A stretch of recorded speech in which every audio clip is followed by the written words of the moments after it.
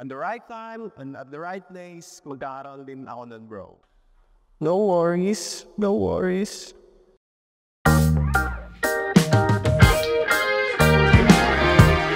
Everything changes every which way.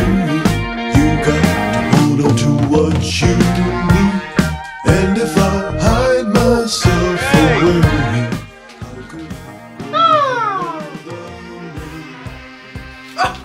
Bro! Hey bro!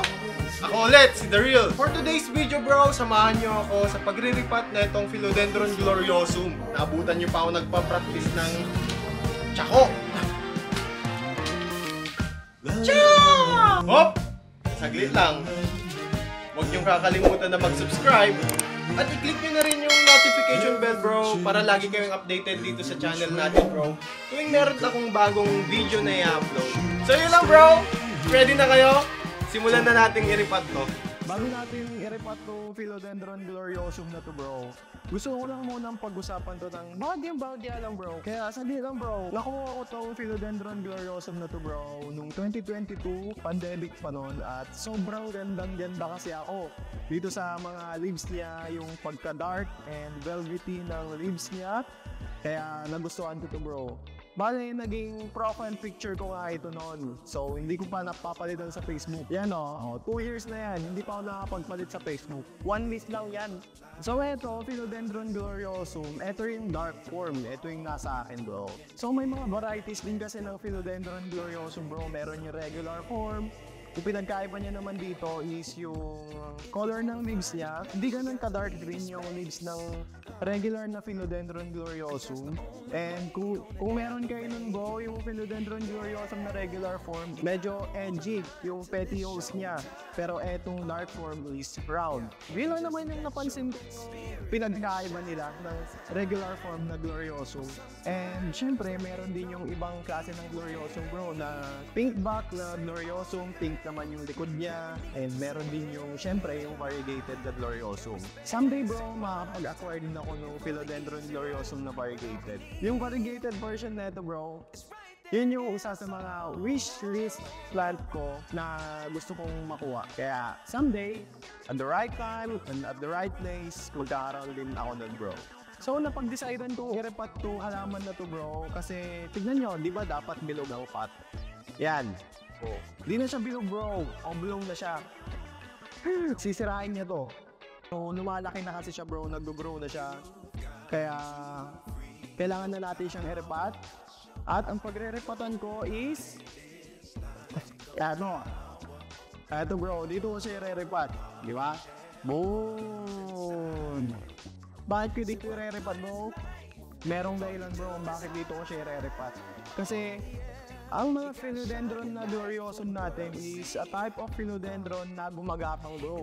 So, ibig sabihin, gumagapang sila. Isa silang mga roller plants, kagaya niyan. Para silang mga sundalo. Init. Kaya dito ko siya ilalagay, bro, para pag ganun siya. Vertical ba? Tawag doon, babilap? Pahiga? Horizontal? Hindi, yun. Pa-horizontal kasi yung tubo nila, bro. Pa-horizontal. Pahalaw. Pahalang ba? Basta yun. Nagkukross sila, bro. So, gagapang sila, bro. So, eto, pag-agapangin ko sa, bro, hanggang dito sa pinakadulo. Kaya, dito ko siyang lalagay. Goods! Eto na. I-re-repat na natin to, bro. Sanil lang. With no further ado, let's repat. Let's start to repat the Philodendron gloriosum. Dark form. Let's go.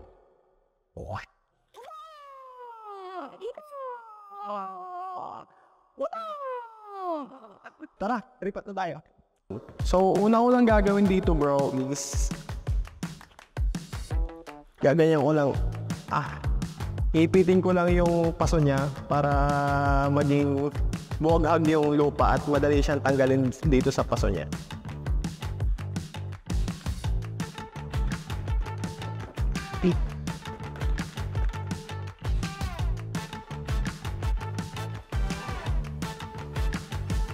Boom! Pagka lumabas pa to, itong isang dahon na to, sigurado, sira to, bro. So, eto na siya. root bound na rin siya, bro. A little bit of underwatered, bro, kasi prepare ko na talaga to, bro, na iripat. Kaso nga lang, alam mo naman, minsan nagpo-procrastinate, minsan nga lang ba talaga. So yun, bro, medyo i-disturb ko lang yung roots niya. Yan o, ang ganda ng root system niya. So, ibig sabihin, healthy tong plant na to, bro. Wala man lang siyang pagka-root rots. Gulahin ko lang konti dito sa bottom na part na roots. Pagka nadi-disturb daw, is nagre-recover. Siyempre, na-disturb nga eh. Diba? Ang ganda ng root system niya, bro. Alam niyo ba, nung unang dating neto is natatakot talaga ako, bro. Kasi one leaf lang siya. Well, mabilis lang naman pala siyang makarecover and mabilis lang din siyang paramihin.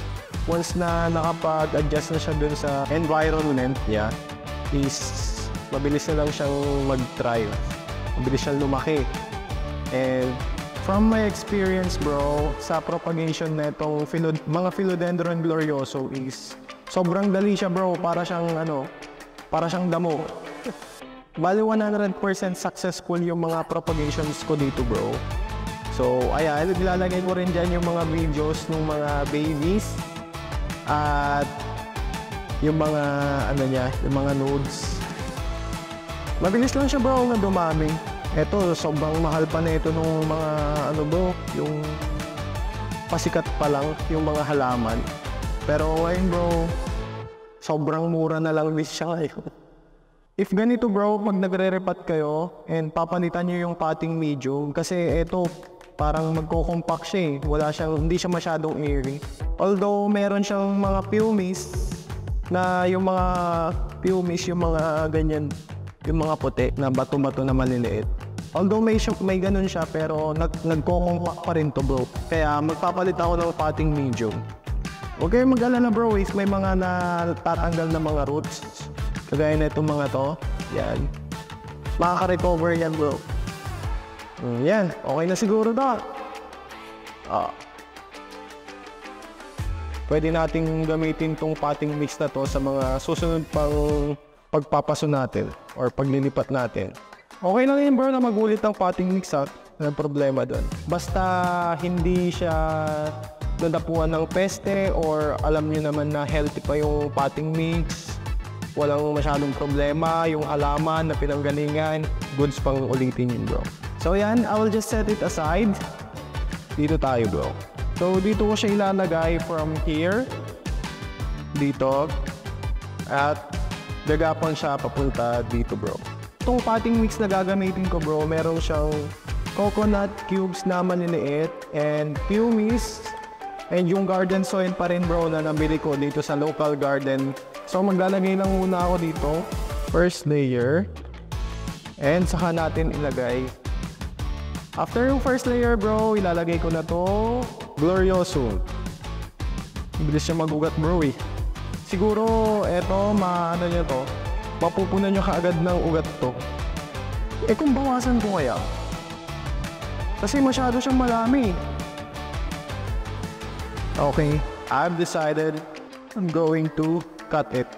Magkakat ako ng bahagya, bro. Para naman hindi mabilis na mag-root mound dito sa paso. I'll just trim some of the roots. No worries, no worries. It's gonna grow back. Yeah. Para hindi lang siya mabilis na mag-root mound. Okay lang yan. Nabawasan ko na ng roots, bro. And makaka-recover nga. Don't worry. Okay, let's fill up that hole. Tinago ko lang yung niya, kanyang mga nodes. Pupunta siya dito ngayon, bro. Tapos, siksikin lang natin na ganyan, bro. Last but not the least. Next videos, bro, I'm going to separate the babies from the nodes, yung mga pinakita ko sa inyo, bro. So, in time, gagapang siya dito hanggang dito sa pinakadulo. And once na nakarating na siya dito sa dulo, bro, well, it's time to propagate na rin ulit. And, tada! We are done. So, ganun lang kasimple, bro. Pagka sobrang root bound naman nung mga halaman natin, bro, okay lang naman na itriman natin ng mga roots. Makakapag-recover pa rin naman sila kahit na matriman. In this case, triniman ko siya, bro. And yan, makaka-recover din siya. Yan lang kabilis ang pag-repot na itong Philodendron gloriosum. Eto, bro, didiligan na lang to. We're going to place it under the bright but indirect sun kasi syempre sensitive yung mga dahon ng mga velvety leaves ng mga plants, kaya ilalagay lang natin to sa indirect sunlight. Wag ilalagay sa direct sun kasi masusunog yung dahon nila, bro. Sobrang sensitive ng mga dahon mo, itong mga Philodendron gloriosum, Melanophrysum, mga ganun, bro. Sobrang sensitive. So ayun, bro, tapos na tayo mag-repot. And gusto ko lang, bago ko tapusin itong video na to, bro, gusto ko lang din na magpasalamat dun sa nag-comment last video. Nagsasuggest lang siguro siya or gusto niya lang tumulong na bakit daw, bro, palagi yung tawag ko sa inyo. Pwede naman daw mga girls. Ako naman kasi, bro, kung bakit, bro, yung napili kong itawag sa mga audience is parang gusto ko lang din na parang nakikipag-usap lang din ako sa kaibigan. Kasi nasanay nga ako, bro, na sa mga kaibigan ko is bro yung tawag ko. Parang hindi naman nakalibasaran, bro, eh. Kaya bro na rin ang tawag ko sa inyo. Okay lang ba, bro? Okay lang naman siguro yung bro, no? Gusto ko lang magpasalamat sa iyo, bro. Nabigyan mo ako ng chance para makapag-explain kung bakit bro yung tawag ko sa inyong mga audience, sa inyong mga nanonood dito sa video na to, bro. Bro, kasi gusto ko lang na maging normal lang yung conversation towards you na nanonood. Kaya bro ang tawag ko. So, yun lang, bro. Yun lang yung maikling sagot ko dun sa nag-comment kung bakit daw bro yung tawag ko sa inyo. Salamat sa iyo, bro. Sana manood ka pa rin kahit na bro yung tawag ko sa iyo.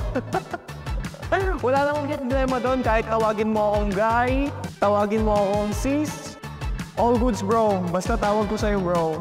Lagi kang manonood, bro, So, ayun, bro. Hanggang dito na lang tong video na to. Sana may natutunan ka dito sa video na to. At sana nakatulong sa'yo. At sana naging makabuluhan. Hindi ko nasayang yung oras mo. If nasayang ko man yung oras mo, sorry na, bro. So, ayun, bro. Hanggang dito na lang. Maraming salamat sa pagsubaybay dito sa channel natin. And last, bro, please subscribe and click the notification bell para lagi kang updated dito sa channel natin pagka meron akong mga bagong videos na i-upload. Para lagi kang updated dito sa channel natin, bro, sa mga videos na i-upload ko, mga announcements in the future. So, ayun, bro. Hanggang dito na lang. Hanggang sa muli. The Real out! Next time ulit. Bro, peace ba? Trust each other.